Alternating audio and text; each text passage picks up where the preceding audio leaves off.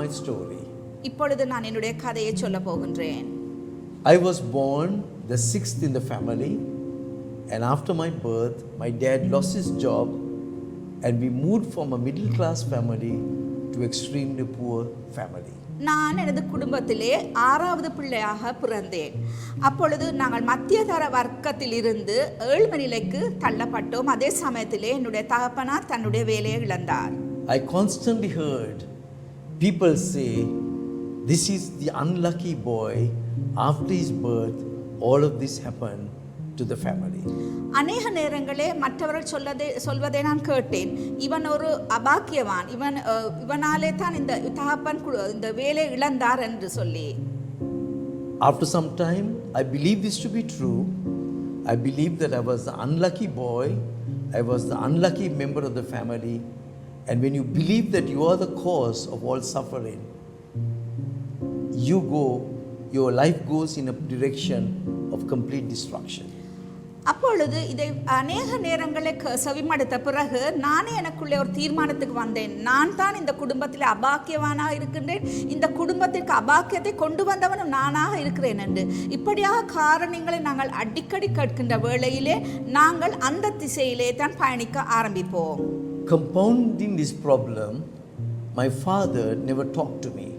அத்தோடு கூட இந்த பிரச்சனை இன்னும் சிக்கலாக்கும் விதமாக என்னுடைய தகப்பனார் ஒருபோதும் என்னோடு பேசுவதில்லை. I never remember a single day that he took me out, he played with me, he talked to me. I grew up with a father in the home, but I was fatherless. எனக்கு இன்னும் ஞாபகம் இருக்கின்றது, அவர் ஒரு நாளும் கூட என்னோடு பேசியதில்லை, என்னை வெளியே அழைத்து செல்வதில்லை, என்னோடு விளையாடுவதில்லை. அவர் ஒரு தகப்பனாக எங்கள் வீட்டில் இருந்த போதிலும் கூட நான் ஒரு தகப்பனற்ற பிள்ளையாகவே வளர்ந்தேன். My mother reacted differently. என்னுடைய தாயார் இன்னொரு விதமாக பிரதிபலித்தார். She overprotected me. அவர் என்னை அதிகமாக பாதுகாத்தார். For the first 6 years of my life, she fed me with breast milk. முதல் 6 வருடங்கள் நான் பிறந்த பிறகு அவர் எனக்கு தாய்ப்பால் ஊட்டித்தான் வளர்த்தார். That was the first year in school. She would come to the school, take me out of class, and I remember her taking me to a very private place and breastfeeding me. என்னுடைய பாடசாலையில் முதல் வருடத்தில் எனக்கு இன்னும் ஞாபகம் இருக்கிறது, என் தாயார் அவ்விடத்துக்கு வருவார், என்னை வகுப்பறையிலிருந்து வெளியே ஒரு பிரத்யேகமான இடத்துக்கு அழைத்து சென்று அங்கே அவர் தனது பாலை ஊட்டுவார். I had no friends. எனக்கு நண்பர்கள் இருக்கவில்லை. I go to school, come back to my mother. நான் பாடசாலைக்கு செல்வேன், மீண்டும் என்னுடைய தாயாரிடம் திரும்பி வருவேன். For the first 17 years of my life, I slept next to her. என்னுடைய 17 வயது மட்டும் நான் என்னுடைய தாயாரின் அருகில் தான் நான் நித்திரைக்கு சென்றேன். She completely managed my life, told me what to do, what to believe, and I did exactly what she told me what to do. அவர் முற்றுமுழுதாக என்னுடைய வாழ்க்கையை ஆளுமை செய்தார். நான் எதை செய்ய வேண்டும், எதை செய்யக்கூடாது என்பதை அவர்தான் எனக்கு சொல்லுவார். I couldn't think for myself. எனக்காக நான் யோசிக்க முடியாத ஒரு நிலைமையிலே இருந்தேன். I was completely destroyed and no freedom even to find a girlfriend. நான் முற்றுமுழுதாக பாதிக்கப்பட்டிருந்தேன். எனக்கு ஒரு சுதந்திரம் கூட இருக்கவில்லை, எனக்கு தேவையான ஒரு பெண் சிநேகிதியை தேடுவதற்கு கூட. Because she didn't like me even talking to a girl. ஏனென்று சொன்னால் அவருக்கு விருப்பம் இருக்கவில்லை நான் ஒரு பெண் பிள்ளையோடு பேசுவது.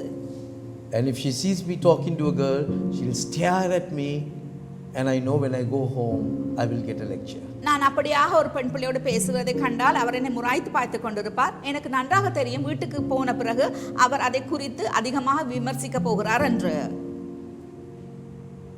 I was a Christian. நான் ஒரு கிறிஸ்தவனாக இருந்தேன். But I was hurting. ஆனால் நான் உள்ளுக்குள்ளே விசனமடைந்து கொண்டிருந்தேன். So let me now show this to you using a diagram. ஆகவே இப்பொழுது நான் இதை உங்களுக்கு ஒரு படத்தை வரைவதன் மூலமாக காண்பிக்க விரும்புகின்றேன். I want you to follow this diagram very carefully. எனக்கு நீங்கள் இந்த படத்தை மிகவும் கவனமாக பார்ப்பதற்கு விருப்பமாக இருக்கிறது. I will draw a very simple circle and divide that into 4 different parts. சாதாரணமாக ஒரு வட்டத்தை கீறி நான் அதில் 4 பிரிவுகளாக பிரிக்கின்றேன். And I will name one of these to be the physical body of a human being.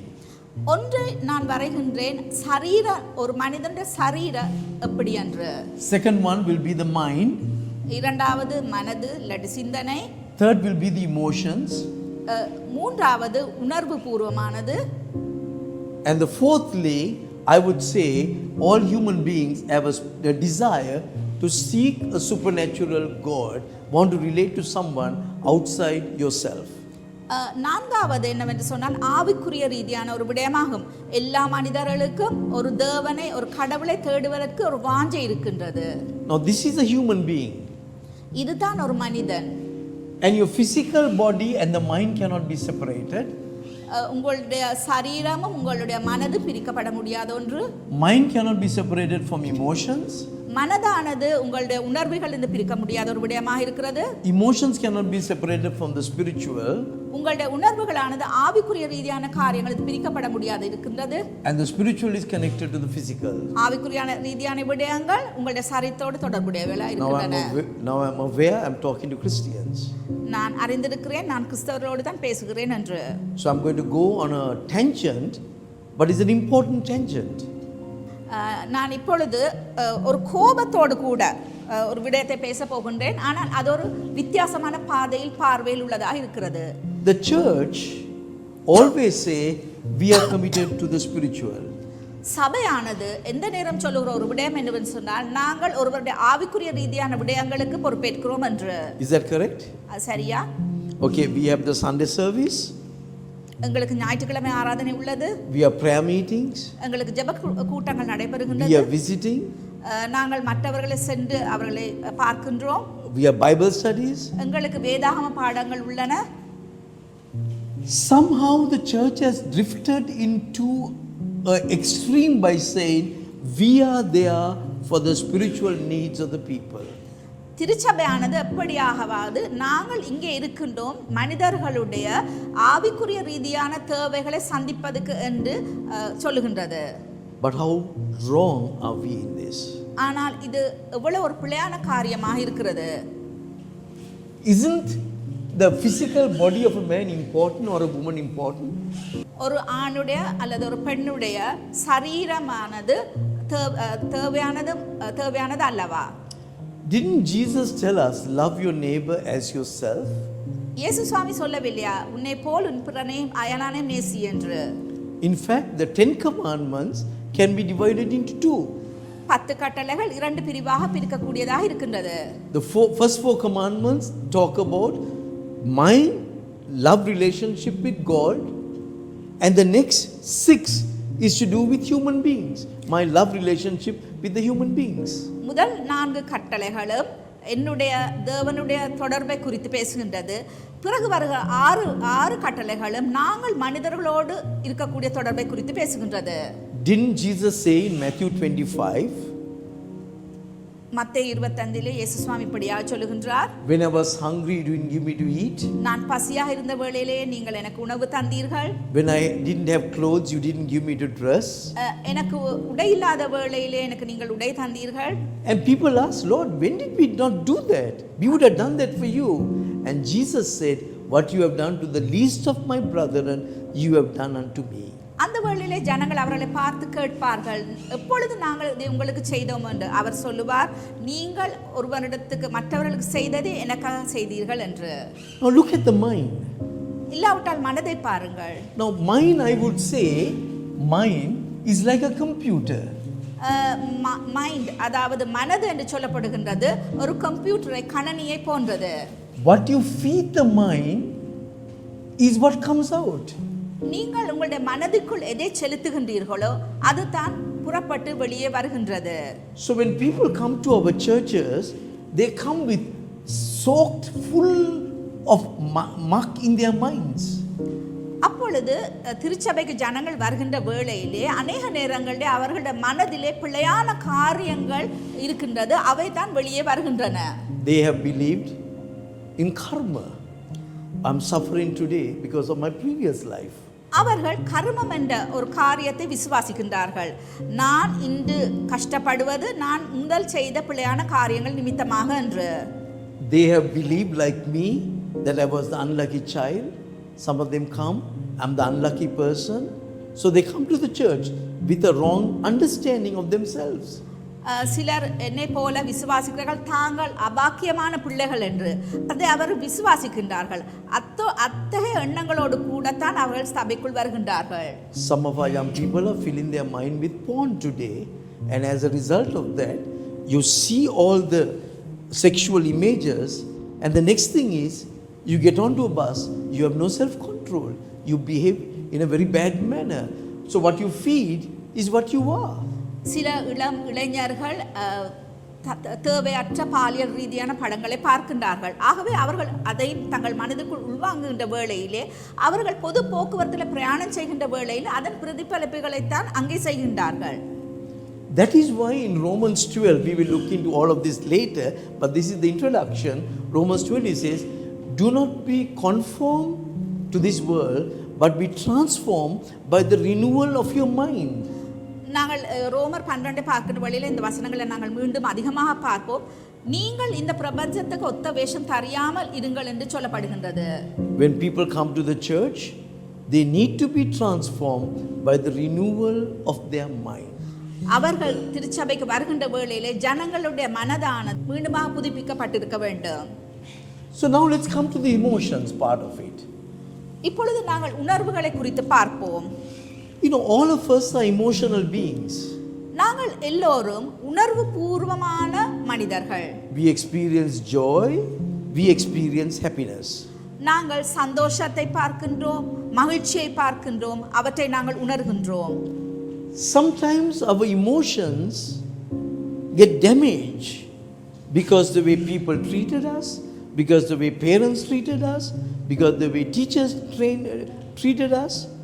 And some of these, if not addressed, it becomes a cancer that can spread without us even knowing.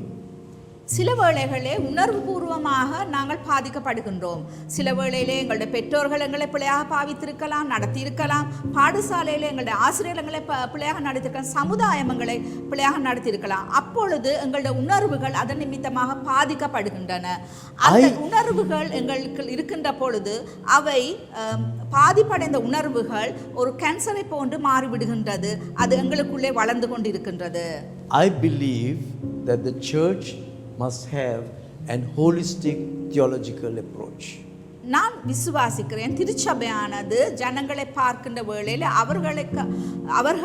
அவர்களை முற்று முழுதாக அணுக வேண்டும் என்று. Yes, we have to take care of the spiritual. ஆம், நாங்கள் திருச்சபையாக அவருடைய ஆவிக்குரிய ரீதியான காரியங்களை நாங்கள் பொறுப்பெடுக்க வேண்டும். But we can't neglect the physical. ஆனால் அவருடைய சரீர ரீதியான தேவைகளை நாங்கள் விட்டுவிட முடியாது. The mind must be transformed by the renewal. Emotional issues must be addressed and answers found. அத்தோடு கூட அவர்களுடைய உணர்வு ரீதியான காயங்கள் பார்க்கப்பட வேண்டும். Now look at this diagram. Now let's say this is the church. இப்பொழுது இந்த வரைபடத்தை பாருங்கள். I'll put a cross to signify the church. இதுதான் ஒரு தேவாலயம் என்று நாங்கள் நினைப்போம். People, the new people come to the church from all walks of life. ஒவ்வொரு தளத்திலிருந்தும் விசுவாசிகள், புதிய விசுவாசிகள் சபைக்கு வருகின்றார்கள். And some of them have been emotionally hurt, so they carry their pain and come to the church. சிலர் உணர்வு ரீதியாக பாதிக்கப்பட்டிருக்கிறார்கள். அவர்கள் சபைக்கு வருகின்ற வேளையிலே தங்களுடைய காயத்தோடு கூட வருகின்றார்கள். Nobody has helped them to deal with their pain. ஒருவர் கூட அவர்களுடைய அந்த உணர்வு ரீதியான காயங்களை எப்படியாக சமாளிப்பது என்பதற்கு கற்றுக் கொடுக்கவில்லை. So what do you think will happen in the church? அப்பொழுது சபையிலே என்ன நடக்க போகின்றது? The hurting people hurt one another.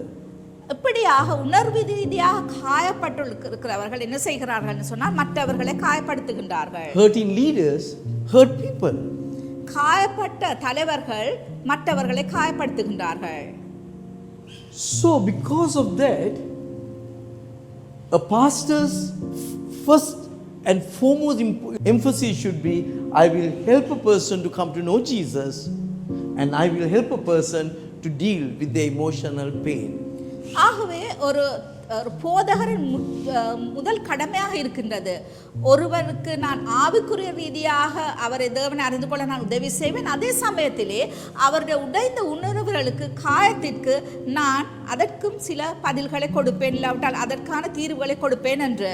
Now here is my desire for all our churches in Sri Lanka.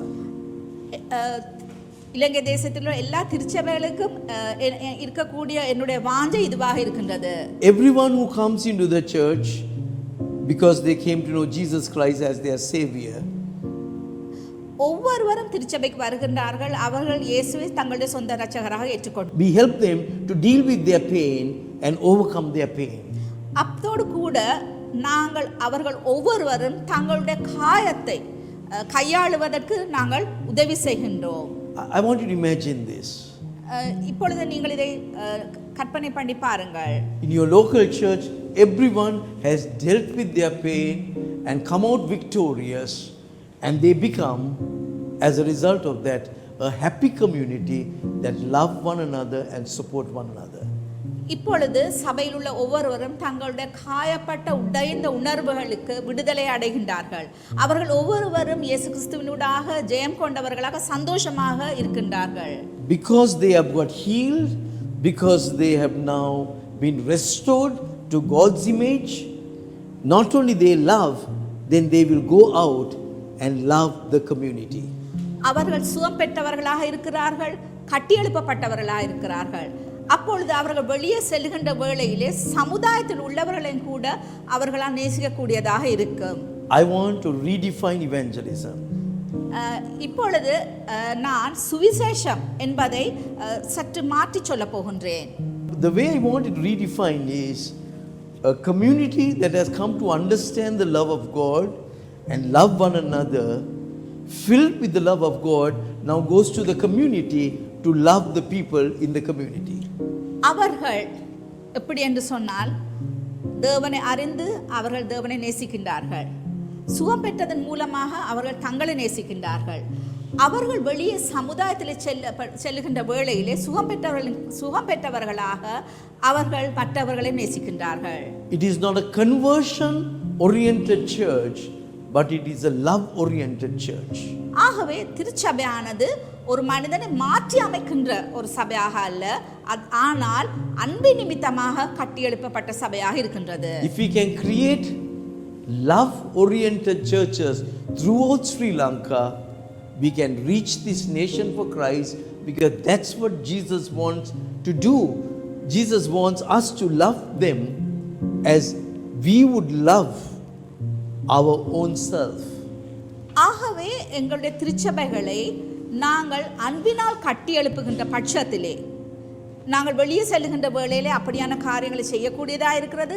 அதைத்தான் இயேசு சுவாமியும் விரும்புகின்றார். இலங்கை தேசம் பூராவும் நாங்கள் அன்பினாலே கட்டி எழுப்பப்பட்ட திருச்சபைகளை அமைக்க முடியும். This is the reason for this broadcast. இதன் நிமித்தமாகத்தான் நாங்கள் இந்த ஒளிபரப்பை உங்களுக்கு செய்கின்றோம். Because I believe God has called us to be people committed to a holistic theology and helping people to heal their wounds and be the best person they can be for Jesus. ஆகவே நான் விசுவாசிக்கிறது என்னவென்று சொன்னால், தேவன் தாமே எங்களை ஒரு முற்றுமுழுதான சபையாக அழைத்திருக்கிறார். மனிதர்களின் சகல தேவைகளை சந்திக்கக்கூடியவர்களாக, விசேஷமாக அவர்களுடைய சரீர ரீதியான, அவர்களுடைய மனது ரீதியான, அவர்களுடைய உணர்வு ரீதியாக, அவர்களுடைய ஆவிக்குரிய ரீதியான தேவைகளை நாங்கள் சந்தித்து ஒரு முற்றுமுழுதான ஒரு சபையாக, முழுமையான சபையாக நாங்கள் இருக்க வேண்டும் என்பதே இயேசு சுவாமியின் விருப்பமாக இருக்கிறது.